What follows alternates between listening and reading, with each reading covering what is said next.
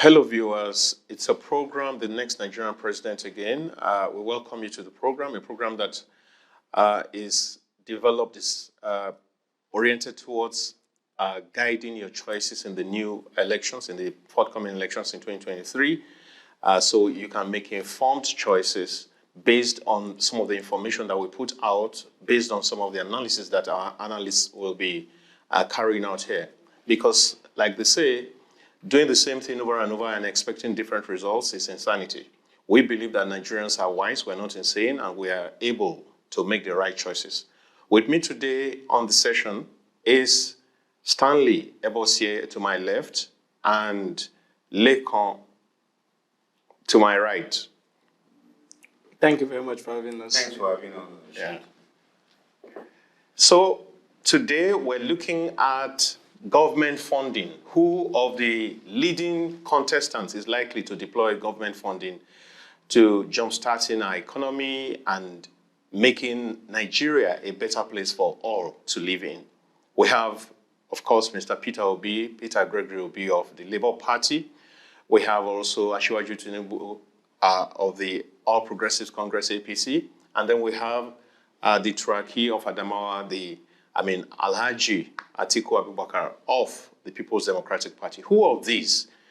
We'll be listening to our analysts in a short while, and I'll be starting with Stanley to show us, first of all, when we talk about government funding, what exactly are the sources of the funds, of the funding for government? Thank you very much for having me, Dayo. I'm pleased and it's an honor to be here today to share this stage and speak with our viewers. Of course, the sources, our primary source of funding, the primary source of federal government funding is crude, has been for a long time now. Although there's been attempts now to diversify and then get us to use tax, and then look at other sources of funding, exploring opportunities in agriculture and on. But our main source of funding at the moment is crude. Crude, yeah. And some tax, right? Of course. Now, Lekon, look at it. If he says that crude is a major source of revenue or funding, and that same crude is challenged in a way, we have reports that our crude is being stolen. Lots of millions of barrels are being stolen per day. Now, look at it. What exactly do we need to do? Because we have a clear gap of about 4 million from the reports of about 4 million has been lost on a daily basis. What exactly do we need to do to close this gap? I think from your question, which is very key in answering this particular issue that has been before us, and just like Stanley have talked about, the major source of our revenue has always been crude. Yeah. But the government try one way or another to diversify the economy, but there's not much success story from that. But based on your questions, how can we mitigate the challenges in the oil theft? Exactly. All about oil theft. Yeah. I think since 1999 precisely, the government have tried some mini strategy, policy analysis to make sure that they put in the food. But we continue to have the challenges as a result of the poor structure in terms of securing the oil facilities in the Niger Delta. But beyond securing the oil facility in the Niger Delta, it also has to do with the social investment of government in the lives of people in that area. Because why people are engaged in oil theft, or why oil theft is taking place in that, getting out of hand in that place, because the people who owns the oil, who believe that the community of that particular area are not getting the best out of whatever government is realizing. They don't feel a sense of belonging. Definitely. So majority of them may not even want to give government opportunity to even stop oil theft as it stands, because individuals are benefiting. You get it. But for me, I think one of the key things government need to do, apart from security, is to look at the life of the individuals in that particular region. What can they do to give them succor and change the narrative around the poverty issues, around the non-academic issues and other things that affect them? But we may not solve this problem without looking at other stakeholders in that particular Great. region. Because, before we came on air, we are trying to analyze what is really happening and discover that there are several stakeholders who also benefiting from oil theft. And that's why I would look at the issue of international conspiracy in this regard. What are the oil majors? What are they doing? Can we see them the IOC, the MNCs, and other international bodies that normally participate in oil businesses? What are they really doing? Because I don't know, as much as we're going to put the blame on our host government, which is our government, we must also look at the stakeholders in that sector. What are they really doing? Because the stolen crude oil get into the international market. Exactly. And there was a time NNPC was trying to put a stamp on our crude. And if you check the latest report that came out, that there was a stolen crude oil with a ship in Guinea-Bissau, how did they discover that it was a Nigerian crude? So we need to improve in that aspect to be able to address this kind of development that is taking place in our region. So you are saying that there are several people involved in this, several bodies, nations, bodies, international bodies. Now, if that is the case, Stanley, and knowing that it's very crucial to our economy, can't the government get a lot more drastic, probably pull out of certain agreements, and then maybe descend on the locals that are involved, and just to ensure that we prop up production? And of course, by ipso facto, by that very fact, prop up our revenues. Yeah, absolutely. The government should be more strategic and be more deliberate. However, I would like us to backtrack a little bit. Yeah. It is an anomaly that crude funds is the primary source of funding. The primary source For our budget. It's an anomaly. Okay. Yes, we're a crude producing nation, but it's just not. It's not just realistic. It's not enough to take us to where we ought to be as a nation. It's not sustainable. It is not sustainable. It's not a sustainable source of revenue. The budget, the proposal that has been put out for the 2023 budget. Yeah. And in fact, I think it's for the entire mid-term expenditure framework and fiscal strategy paper that's been put out. The projection is that crude will be sold for $70 per barrel. Okay. And the estimation, the projection is that we're producing 1.6 million barrels a day. There is always a shortfall. We have recently, the federal government just gave the contract of securing some of our oil facilities to someone we know. Yeah.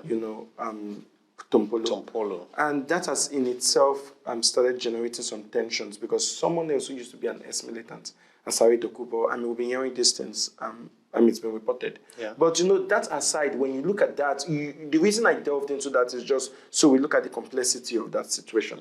It's not enough. And then if you look at the size of Nigeria and the land and the people in Nigeria, there are 200 million Nigerians. Yeah. And then you look at Nigeria, it's not just the Niger Delta.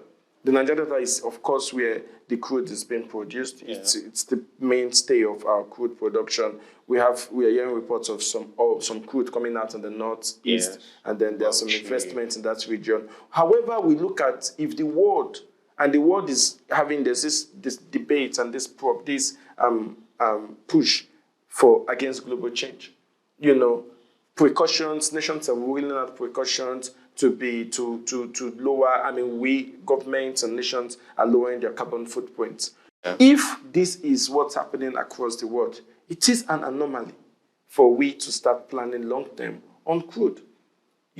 And beyond even the crude, when you look at the people, it's about time we start investing in our people. It's about time we start exploring ways as a government, as respective administrations, that we can start unlocking the potential that is in our people, that is in our land. So yes, to your question, government ought to be a lot more strategic in terms of deploying resources and setting up structures and institutions to protect our crude. However, while we do that, we should be investing on, yes, attempts have been made to diversify. They said there's been a series of policies and there's been interventions from the central government, from the Central Bank of Nigeria to fund agricultural development across different states in the country. How far have we gone in that end? The last GDP reports that came out, we grew 2.3 or 2.4% in agriculture. That's not good enough, considering the fact that we're not really doing anything. We've not made as much progress as we ought to make as far as food dependence, is concerned, as far as producing our own food, and as far as even get to that point where we start exporting. So is that not also not an offshoot of the insecurity challenge that we've had? Yes, and looking at it in a broader light, when we look at the insecurity in crude production, so we're dealing with issues with piracy. Exactly. And as again, the Lekon has pointed out, yes, issue with and there's this international conspiracy. We're dealing with that issue, but then the issue we're dealing with when it comes to local agricultural output, that's now a different issue, because that has to do with insurgency and banditry that we're experiencing in the north. So yes, we are bedeviled with these security issues on both sides. On every side. Yeah, we seem to be. We are being choked. We're being. But we'll get out of this, we believe. Lekon, you have seen Stanley emphasize the fact that we need to move from natural resources to human capital development. But beyond that, who do you think? Let's get to the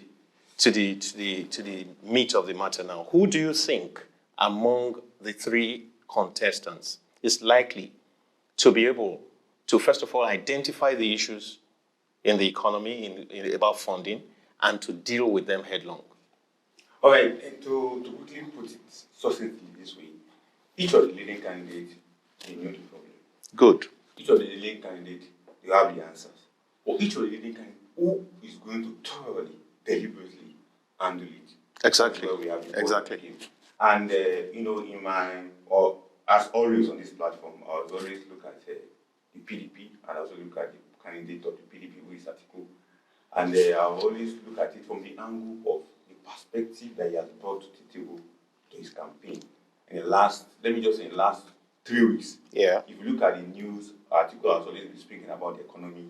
Not that the other candidates have not been speaking about the economy, but he has gone ahead to even bring a document on how the economy is going to look like, and a Nigerian economic outlook of his presidency. You understand? So from that angle, I still stick with him that he has the means to get it done. But I won't rule out the other candidate, and I won't rule out there will be tremendous challenges for him to get it done. In the sense that I always say this on every platform I have the opportunity to say that it is not just the presidency, but what about his lieutenant working with him?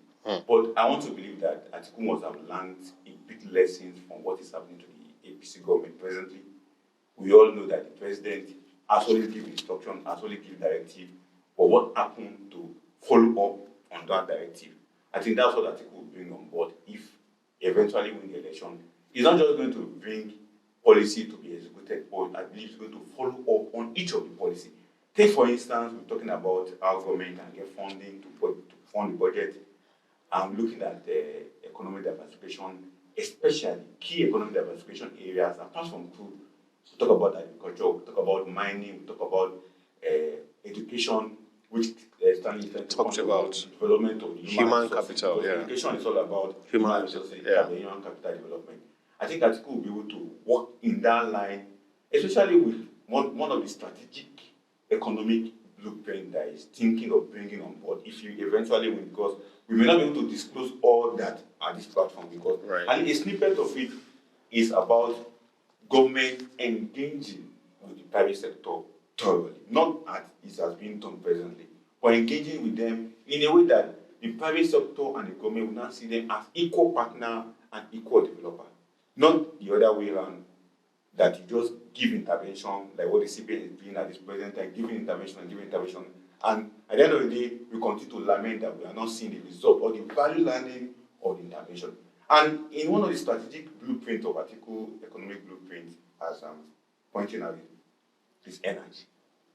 How is going to tackle the energy problem? Because over the years, when government think of making the economy to be buoyant, there's one thing that normally sip the reward out of every other thing that the government is doing: lack of electricity.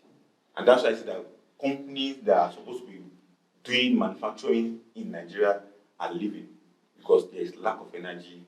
Because I believe that with Atiku, the energy sector will be tackled, and this will rub on every other sector to engineer the economy and give us a bouncing funding to be able to fund whether federal government budget or any other budget that we want to go into. Just a while ago, you tended to put down the efforts of the current Apex Bank in terms of the kind of intervention programs they run. But I think that Atiku, in the last 2 days or 3 days, was somewhere saying that if he gets to power, he will be introducing a $10 billion startup fund. Say? Startup fund. Startup fund. Definitely. If you look at the startup fund he's talking about, it's not that startup fund that at the end of the day, we'll just give the real sector, the real economic sector money, and we don't follow. That's why I said from the beginning that he's not just to give directives, he's not going to give instructions, but he will follow through to the end. So if he's starting, giving a startup of 10 billion to whoever is giving them, definitely there will be people that will be supervising what you are doing with the money. It's not as usual that I'm giving money to people and they will think that it's part of the national cake. Thank you, Lekon. So, Stanley, you heard Lekon say that these interventions are not supposed to be like national cake that you just share and then everybody goes back to sleep.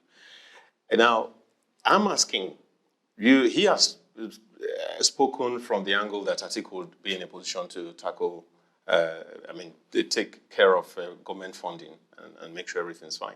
Now, you have between Peter Obi and Asiwaju Bola Ahmed Tinubu. Who do you think, or maybe you just want to agree with him that Atiku is the wonder boy? No, I think it all begins with understanding the problem. Yes. Understanding the terrain. Okay, just to a small breakdown. The budget proposed for 2023 is 19.76 trillion, right? Nigeria is a $432 billion economy. That puts us at around 188, 190 trillion. So that's the size of our economy. That's our GDP. When you look at that budget is just 10%, 10.5% of our GDP. So before we talk about who is likely to deploy government spending as a way of influencing the economy positively, we need to be talking about people who understand the issues, people who deal with the issues, who when they speak about the issues. Of course, the key factors of production, the key components or the key resources that we need to get our economy going is energy. And then with energy, yes, electricity, but then internet, data, right? You need people who understand these things. Now, when we look at the candidates, the three leading candidates, Asiwaju Bola Ahmed Tinubu, Alhaji Atiku Abubakar, and Mr. Peter Obi, we need to now look at their antecedents as individuals and where they've worked and how they functioned, right? We know Peter Obi ran a bank. He was the chairman of Fidelity Bank. He was there when the banking consolidation happened, So we see what happened. We see he was a part of that organization. We also understand that Peter Obi part of his business is into retail, fast-moving consumer goods. The family owned this chain of supermarkets. And then, yes, there's something that's been used to attack him, and that is the fact that he is the importer of their certain products, that he is the one who owns the franchise to bring them into Nigeria, and not just Nigeria, Africa. So yes, this man has been like the Heinz brands. Yeah, the Heinz brand. Yeah. So he's in the country. He's in business. He's been doing that. Then we look at Asiwaju Bola Ahmed Tinubu. Yes, he worked in an accounting firm, auditing firm. Yeah. Yes. Then he moved to the United States. That was where he practiced from. Yeah. But then he's been in politics since 1993, 1992. He worked with Moshood Abiola. Okay. Yeah, he was in the SDP. He was a key man in the SDP. He was a main, one of these Moshood Abiola's supporters. When we see that, but then since then, we don't know much about what he's been doing business-wise. Perhaps it's his investment. He was in government. He was the governor of Lagos State in 1999. And then from there, we don't know what he has been doing. We just know he's been in government since 1999. And then we look at our dear Alhaji Atiku Abubakar. He was in government. Yeah. He was working in customs. Yeah. Then from customs, we heard the story about how he had a cab. He said it himself. He had a cab operating business, right? And then from there, he's got an Intel and he's a very wealthy man today. Of the three candidates I just discussed, we know, we see what Mr. Peter Obi has done.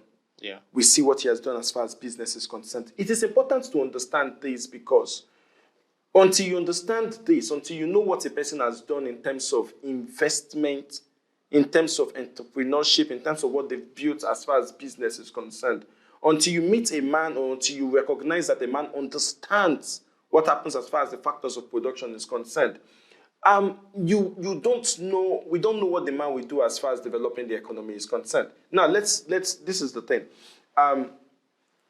If, yes, our economy, our budget is 19.76 trillion, that's the proposed budget. Of that amount, the Minister of Finance has come out to say to us that as much as 12.41 trillion of that will be in deficit. I mean, the budget will be in deficit. We can't raise our revenue, won't be able to provide for more than less that figure.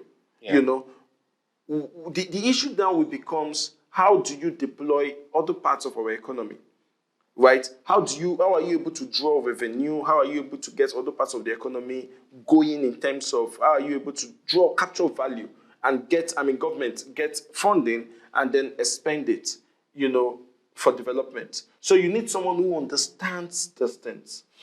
The factor and the one that concerns me and what really gets me concerned about all of this is that we have an APC government that has consistently funded a large bulk of the budget, of every budget they've rolled out, with credit, with loans.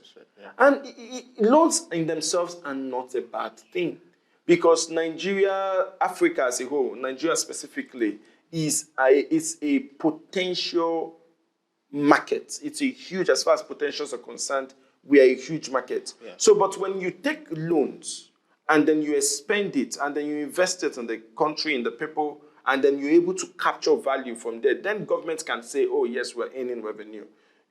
So about the candidate that's most likely to do this, we're looking at the candidates that understands entrepreneurship, that understands commerce, and that's a key part of it. And to answer your question, Peter Obi ticks those boxes. But then, you now look, Peter Obi, when he declared that he was going to be running for president, when he got the ticket for the Labour Party, first thing he did was he took this trip to Egypt. Yeah. And, just to look at what they've done and how Egypt has transformed their power generation, and they've done so well as far as power generation is concerned. In the same time, at about the same time when Asiwaju Bola Ahmed Tinubu talks about raising revenue, what he says is that we need to increase the tax net. No, Nigerians are poor. 100 million Nigerians live under the poverty line already. So you're expanding tax nets to who? To the poor? I mean, it doesn't really make sense. So as far as this is concerned, I will go easily with Mr. Peter Obi. As far as Atiku is concerned, Atiku has been willing at his policy document. He released it in 2019. He has released the same document in 2023 with just minor adjustments, the same document. Let me ask you, I want to believe that whoever is going to bring solutions to the table has to have a proper grasp of both macroeconomics and microeconomics. Yeah. Don't you think that Peter Obi has operated mostly in the micro part of the economy and that he doesn't really have so much grasp of the macro part? Okay, good. Yes, he has operated in the microeconomics part, and that's true. And there is another question I'd like to add to that. Please. Now, because you just said that Tinubu wants to expand the tax net, yeah. And that who is he really going to be taxing? I think that it's a matter of fine-tuning whatever taxation strategy that he has in mind. For example, there are houses in Abuja here that have been built for like 10 years and have been locked up. Nobody occupies them. If somebody is creative enough to bring a tax on those kind of things, for example, that won't be taxing the poor. That will be taxing the rich. Then, of course, even the houses that already are occupied and everything, there are various ways by which there can be some forms of luxury tax that will help the poor and not impact negatively on the poor. So I think that if the Tinubu camp is thinking in that way, then it will be something that we can maybe rejoice about. I'm saying this for the benefit of the viewer out there, so they can have as much information. So you can go ahead with the micro thing. Thank you. So yes, Peter Obi has dealt with, and I'm going to answer the question. The question on taxation, it's one I'd love to respond to. But again, about Peter Obi and his grasp of microeconomics, that's where he's operated in, and that's true. Yeah. But also we know Peter Obi as he has governed the states before. Of the states in the southeast today, there are 5 states in the southeast. I think there are 2 states, Anambra and Ebonyi states, spends more on capital projects than the other 3 states. And this Anambra state is spending more on capital projects started with Peter Obi. So, but since then, the governors have come in, and I think just about 55% of Anambra State's expenditure every year budget. I mean, okay, but for the last 2022, I think 54% of it was for capital projects. So you still stand with Peter Obi, right? Yes, I do. So he understands that, and he's been able to deploy the development that has come to Anambra State. Anambra State, of course, is a state of mostly entrepreneurs, mostly businessmen, traders, right? But they've been able to, and they've done okay as far as, but they've not done as well as one would expect. But as far as setting up Onitsha and Upper Iweka, Orchards, places as commercial hubs, the administrators of Anambra State have done okay. When you also look at the debt per capita of Anambra State, comparing it to the capital expenditure per capita in Anambra State, it is closer. Capital expenditure per capita is higher in Anambra State than many other states. And the debt per capita in Anambra State is lower than you. In fact, I think I should just permit me to use the debt per capita. Anambra State's 2022 budget was 59% for capital expenditure. All right. And then the debt per capita in Anambra State is 16,343 naira, compared to, say, an Ebonyi State, for instance, where the debt capita is 21,502 naira. Yes. So that's for macroeconomics. So I think yes, Peter Obi has some experience. He has grasped on the macroeconomic level. Yes, because again, being a trader and dealing a lot with traders, he understands the language of the traders. He understands how policies affect traders. He can relate with that, and I think that even puts him in a better stead to be able to communicate, to be able to formulate policies that would yield this. That's my opinion. That would yield trade. Now on the question of taxation, right? Majority we have this data ruled out where over 50% of Nigeria's population is living under the poverty line. Yeah. Right? Now, the houses in the Haibo areas in Abuja, for instance, the Meitamas and the Asukos that are empty, are owned by very few, a very small percentage of Nigerians. So even if you decide to tax those ones and target them, it won't help.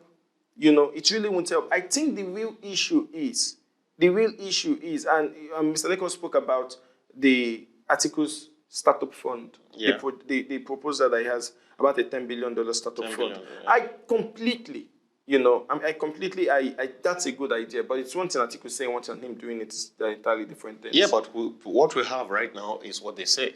Yeah, so we work on that, and that's true. When you look at an organization like one of Nigeria's biggest companies, Flutterwave, I understand that they will be going public sometime next year. Flutterwave started as a start. It was a startup just a couple of years ago. With getting investment from their Series A, their Series B funding, now it is valued at over $3 billion. That's a startup. It started. What we now need to do, seeing that the population of Nigeria, we have a lot of young Nigerians. Internet penetration is improving. Of course, with 5G rolling out, we even get faster speed.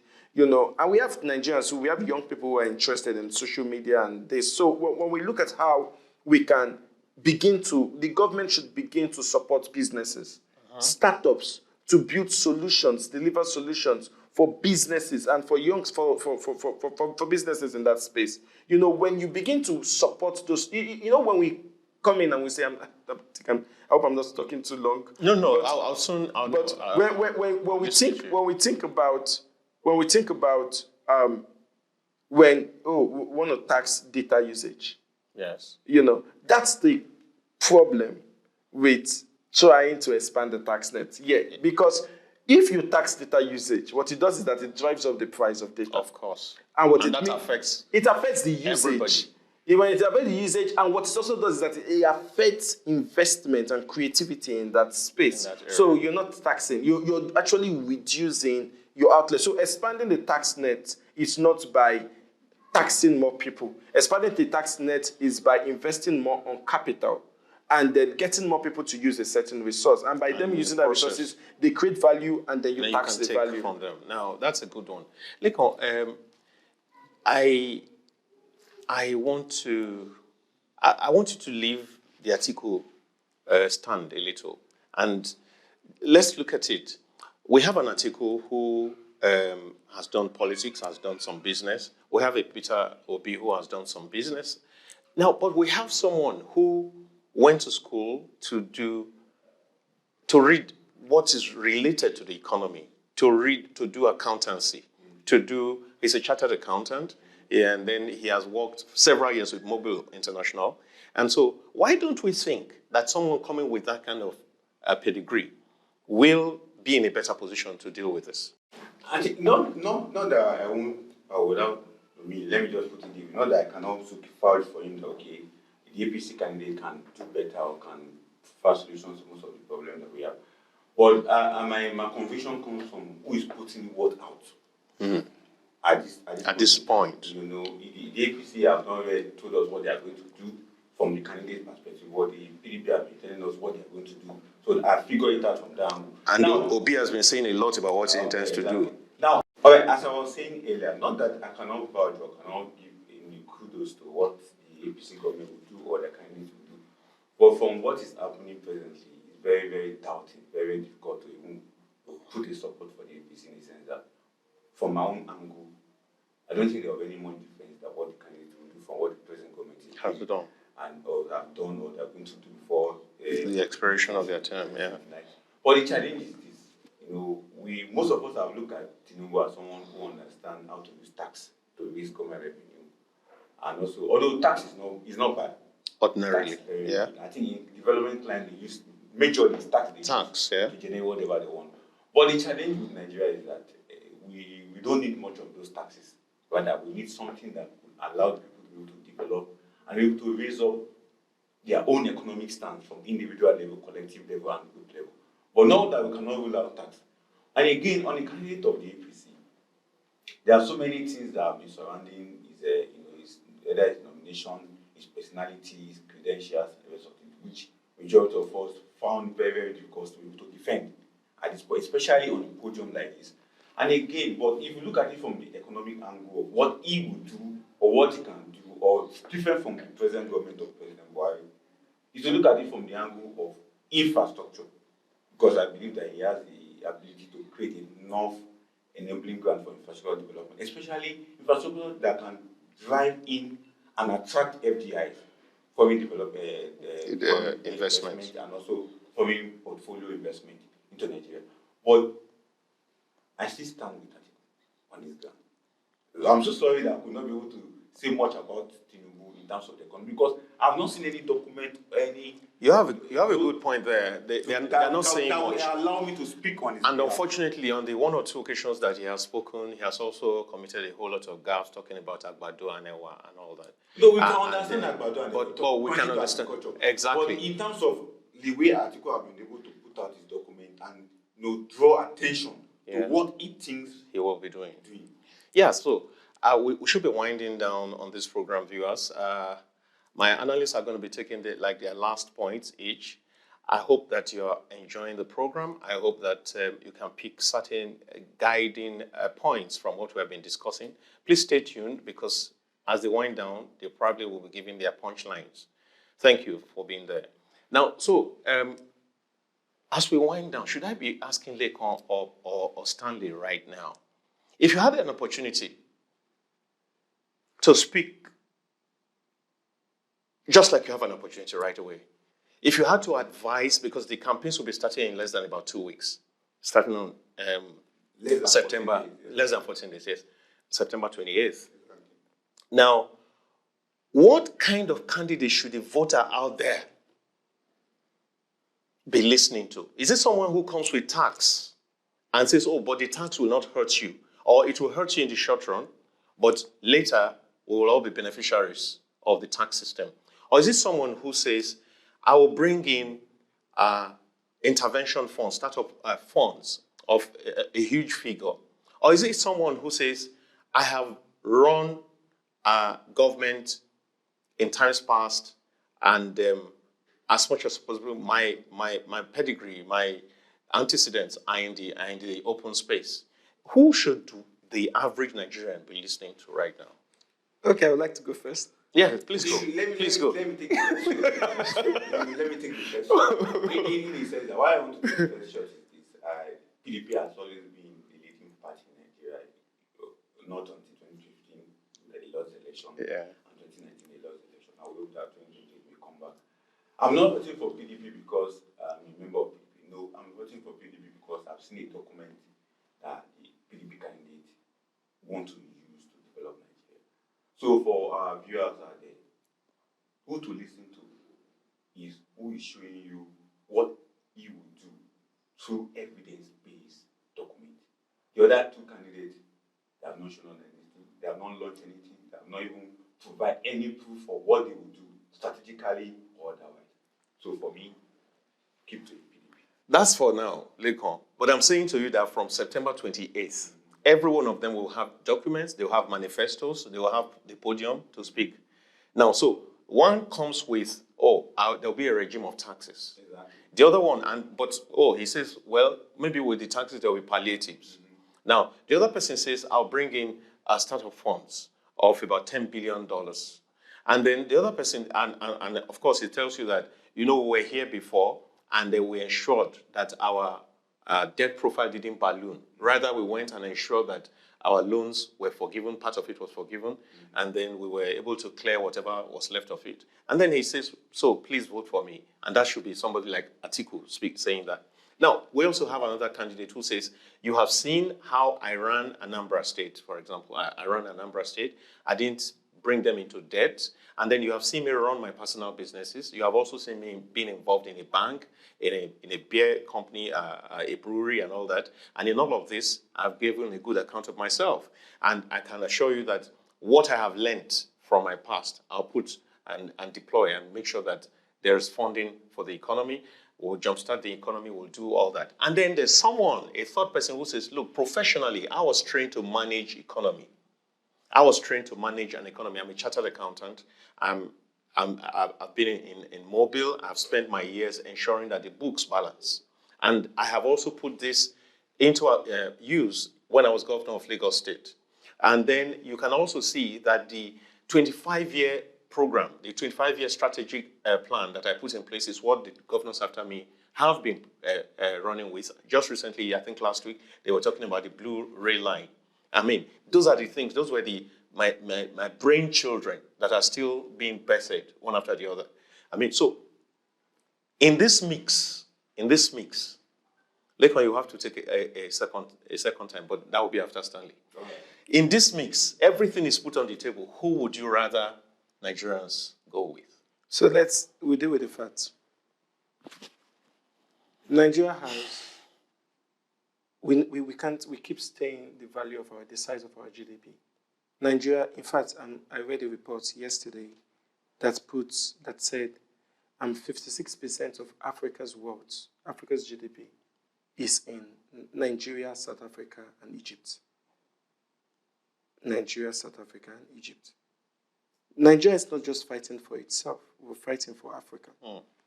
You know, when someone saw that and the person said that, and the money is not reaching anybody, I said, you don't understand the statement. The statement is that Africa is so poor that Nigeria, that is the poverty capital of the world, and Egypt and South Africa have 46% of Africa's economy. That's a negative. It's a negative.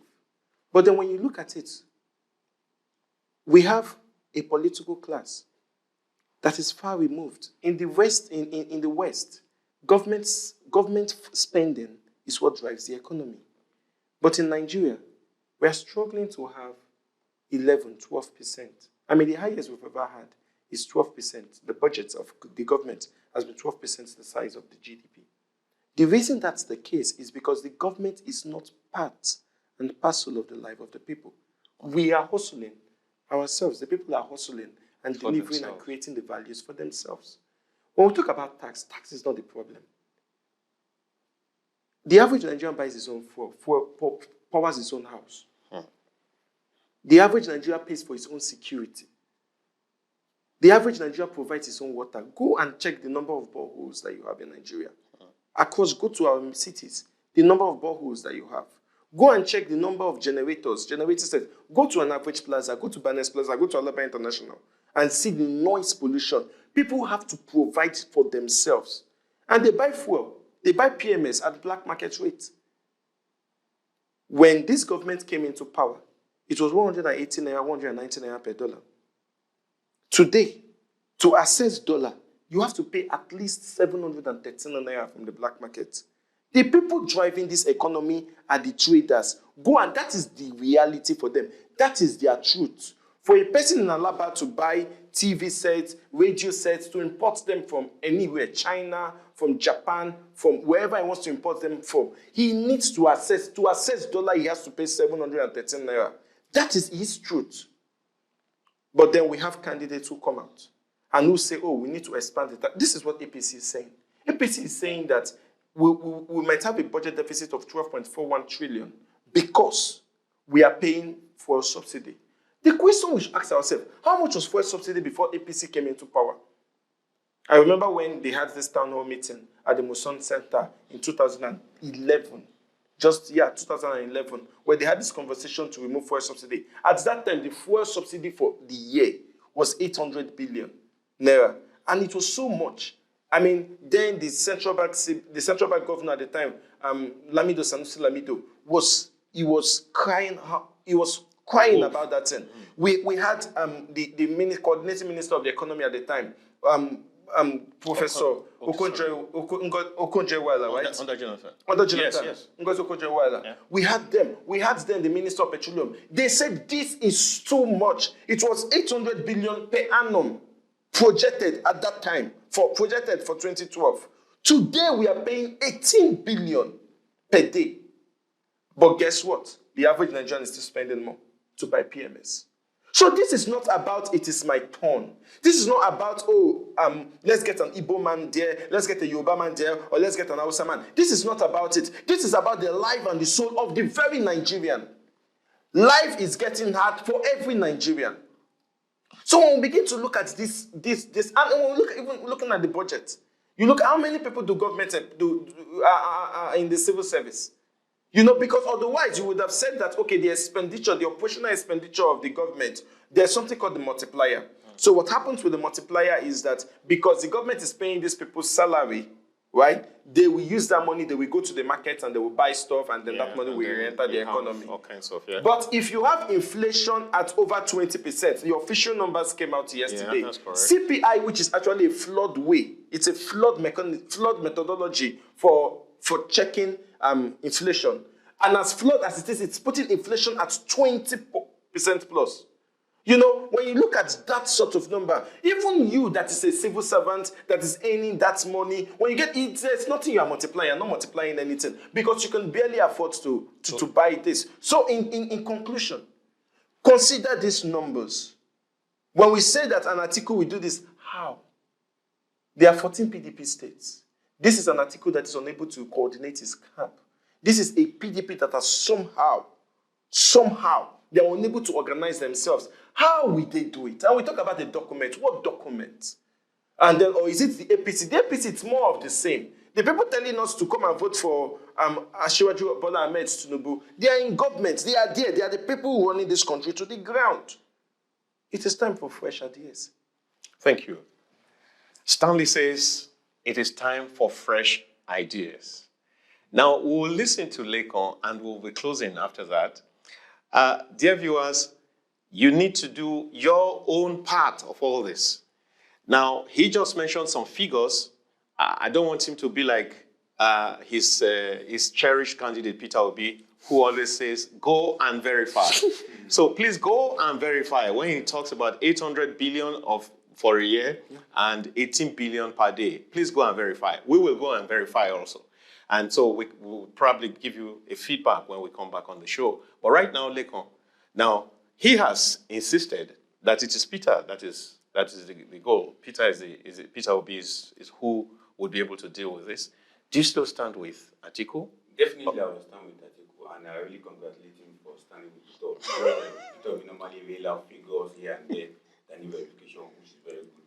But my standing with Atiku, as I said earlier, is about the document, it's about the practicality of the document, it's about the simplicity of what it's bringing up, not complex nature of whatever other candidate you want to bring up, because Atiku document is very simple, it speaks to the reality of what is on ground, and I believe that people can relate with it. So voters have the opportunity to understand this from the perspective of the sheer knowledge of what Atiku wants to do, especially with the desperate and deliberate action that the document will bring to pass in terms of our development. Thank you, Lekon. Now, so viewers, there you have it. I think that we're going to have to do something because all this while we've been having persons who insist that it's either Atiku or Peter Obi. There's been no one who's speaking for two other candidates, or maybe one principally. So I think we need to expand our net, maybe during the next editions of this program, and find someone who will be at least sympathetic to the cause of the APC candidate. Dear viewers, there you have it. As we go, we wish you the very best of the rest of the week and the weekend. And we ask you to please never miss the next Nigerian president, because we feed you with the facts that you need to make the right decision. Please take it from here. We will be with you in this to ensure that you choose right in 2023. Go and prepare to choose right. Thank you. My name still remains Dayo Omogun. Thank you.